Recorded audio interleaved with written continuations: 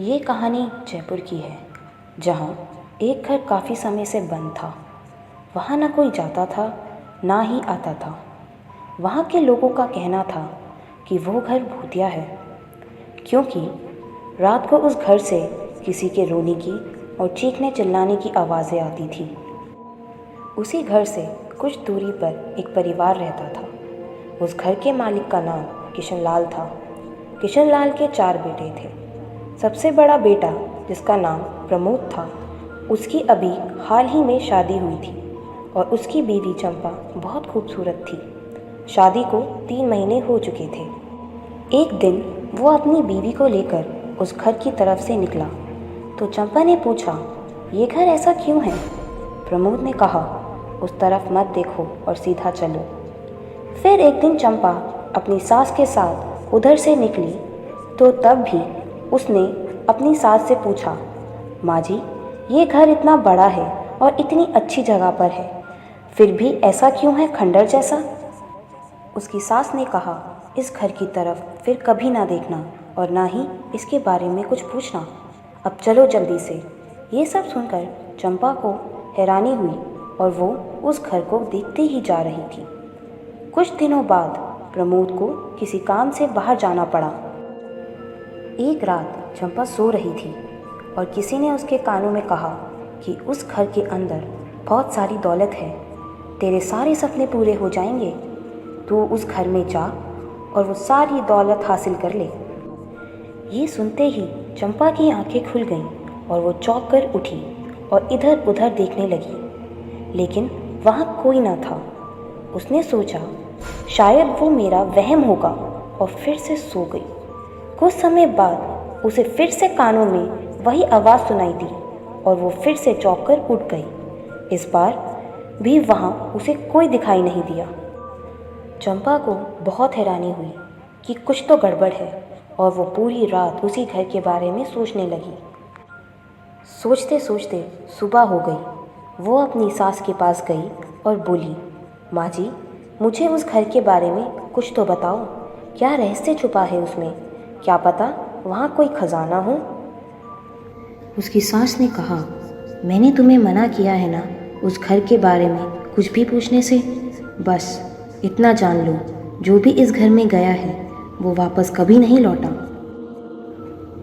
ये सब सुनते ही चंपा हंसने लगी और बोली, ये सब मैं नहीं मानती। ये बात सुनकर उसकी सास को गुस्सा आ गया और वो वहाँ से चली गई। चंपा के दिमाग में वही घर घूम रहा था। रात हुई, चंपा सोने चली गई और आधी रात को किसी ने फिर से उसके कानों में वही बात बोली। चंपा उठी, लेकिन उसे आज भी वहाँ कोई न दिखाई दिया।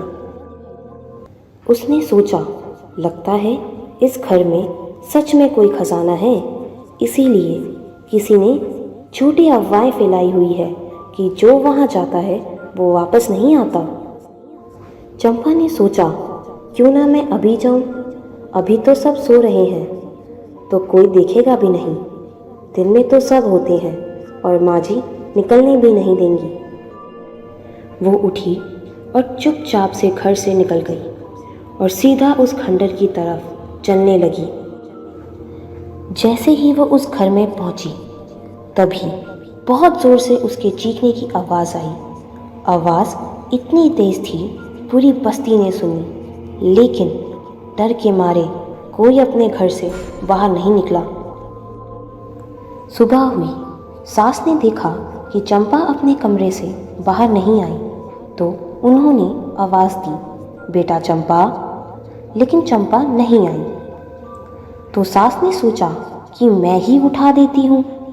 वो उसके कमरे में गई, लेकिन वहाँ कोई ना था। सास ने सबको बताया कि चंपा अपने कमरे में नहीं है। सब उसको ढूंढने लग गए, लेकिन वो कहीं ना मिली। ये बात आग की तरह पूरी बस्ती में फैल गई। सभी परेशान हो गए। तब बस्ती के एक आदमी ने कहा कि कहीं आपकी बहू उस घर में तो नहीं चली गई, क्योंकि रात को किसी के ज़ोर से चीखने की आवाज़ आई थी। फिर बाकी लोग भी कहने लगे, हाँ हाँ, हमने भी वो चीख सुनी थी। चंपा की सास ने कहा, कि चीख तो मैंने भी सुनी थी, लेकिन मुझे नहीं पता था कि वो मेरी बहू की होगी। भगवान मेरी बहू सही सलामत हो। उन्होंने बस्ती वालों से कहा कि कोई मेरी बहू को बचा लो, लेकिन किसी की हिम्मत नहीं हुई उस खंडर में जाने की। शाम हुई, प्रमोद घर लौट आया। उसने देखा कि उसके घर में भीड़ लगी है। वो भागकर घर के अंदर गया और पूछा कि यहाँ क्या चल रहा है, तो बस्ती वालों ने उसे सारी बात बता दी। प्रमोद ने कहा कि कोई देखने भी नहीं गया उसको उस घर में। तो उसकी माँ ने कहा कि बेटा, सब लोग जाने से डर रहे हैं, कोई उस भूतिया घर में नहीं जाना चाहता। प्रमोद ने कहा, मैं जाऊंगा और चंपा को लेके आऊंगा। उसकी माँ ने मना किया, बेटा तुम मत जाओ, मैं कहीं तुमको भी ना खो दूँ। उसने कहा, माँ चिंता ना करो, मैं अपने कुछ दोस्तों को लेके जाऊंगा। और ये कहकर वो वहाँ से निकल गया। प्रमोद और उसके दोस्त उस घर के बाहर पहुँचे। सबके मन में डर भी था, लेकिन सब अपने दोस्त की मदद भी करना चाहते थे। हिम्मत करके सभी उस घर के अंदर गए। अंदर जाकर सबने देखा कि घर काफ़ी बड़ा है। फिर सब चंपा को ढूंढने लगे। घर का हर एक कोना छान मारा, लेकिन किसी को चंपा नहीं मिली। थक हार कर सब वापस आ गए। माँ ने पूछा, बेटा क्या हुआ, चंपा मिली कि नहीं? तो उसने कहा कि पूरा घर खाली था, वहाँ कोई ना था। सब सोचने लगे कि अगर चंपा वहाँ नहीं थी तो कहाँ थी। समय बीतता चला गया। वो अपनी बीवी को याद करता रहा। ऐसे ही 5 महीने निकल गए, लेकिन चंपा का कहीं पता ना चला।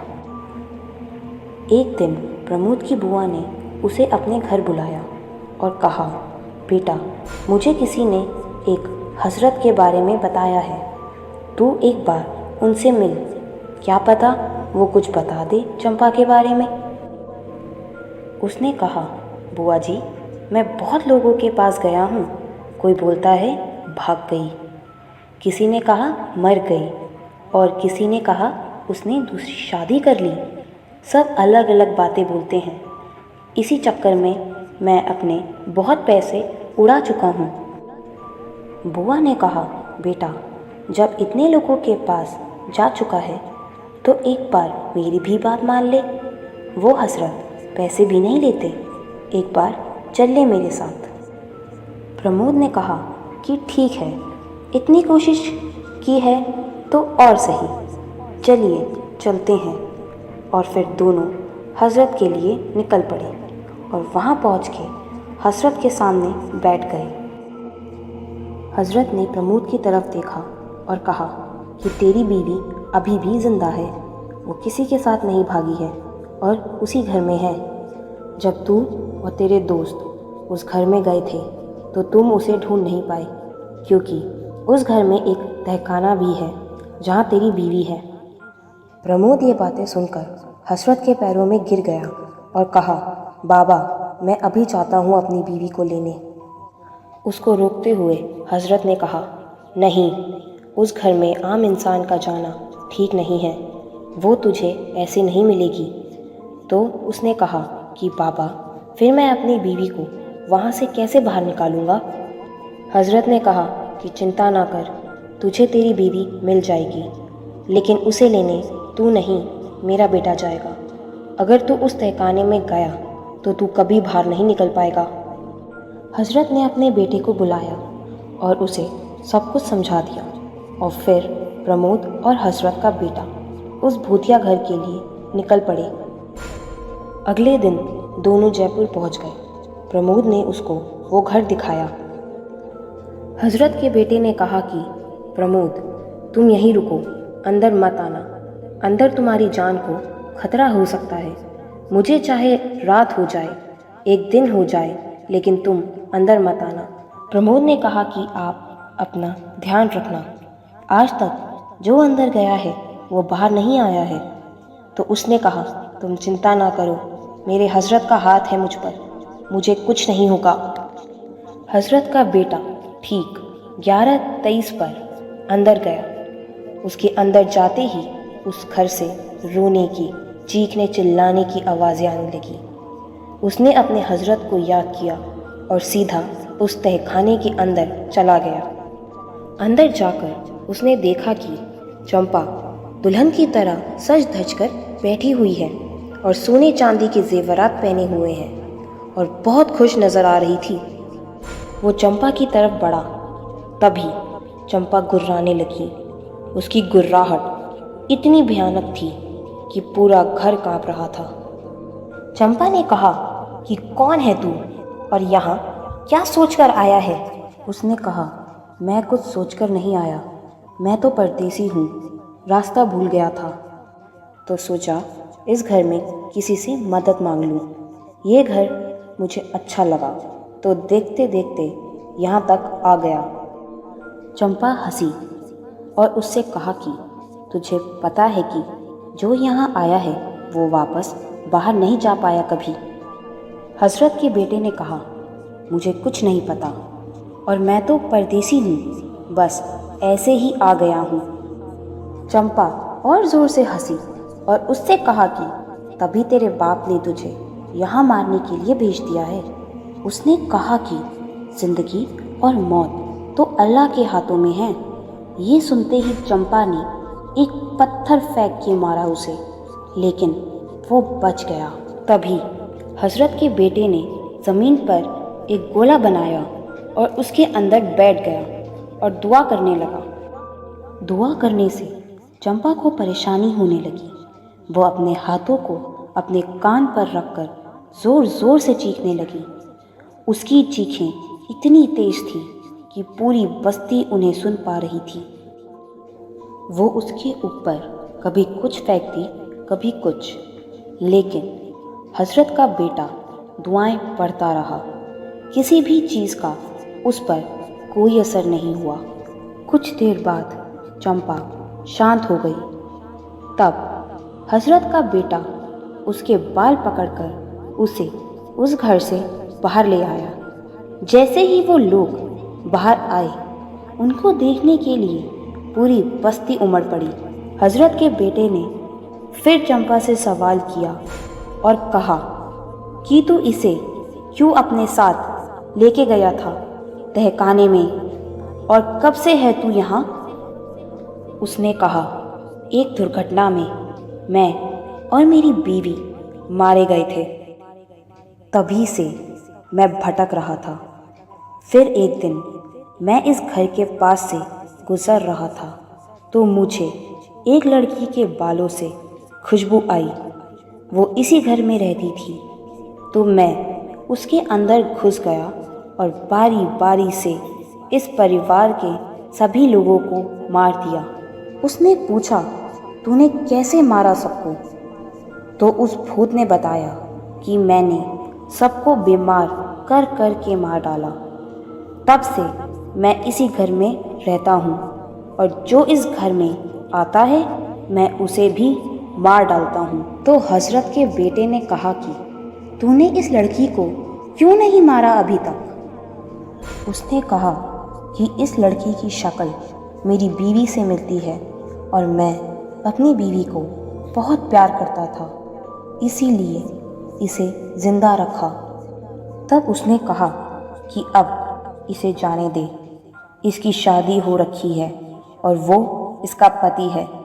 तो उसने कहा कि मैं इसे कहीं नहीं जाने दूंगा, ये अब मेरी बीवी है, ये हमेशा मेरे साथ ही रहेगी इस खंडर में। हजरत के बेटे ने कहा, ठीक है, अब मुझे ही कुछ करना होगा। उसने अपने थैले में से हजरत द्वारा दिया गया भभूत निकाला और उसके ऊपर फेंका। भभूत चंपा पर पड़ते ही वो जोर जोर से चीखने लगा और माफ़ी मांगने लगा। तब हजरत के बेटे ने उससे वादा करवाया कि वो कभी किसी को कोई नुकसान नहीं पहुंचाएगा और इस जगह से दूर चला जाएगा अपनी दुनिया में। भूत के जाते ही चंपा बेहोश हो जाती है। प्रमोद उसे घर ले आता है और उसके ठीक होने पर उसे सारी कहानी सुनाता है। ऐसे ही और रोमांचक भूतिया घटनाओं तथा कहानियों को सुनने के लिए मेरे चैनल को सब्सक्राइब करें तथा साइड में बने बेल आइकन को दबाएं। आपके लाइक और कमेंट्स का मुझे इंतज़ार रहेगा। खुदा हाफिज़।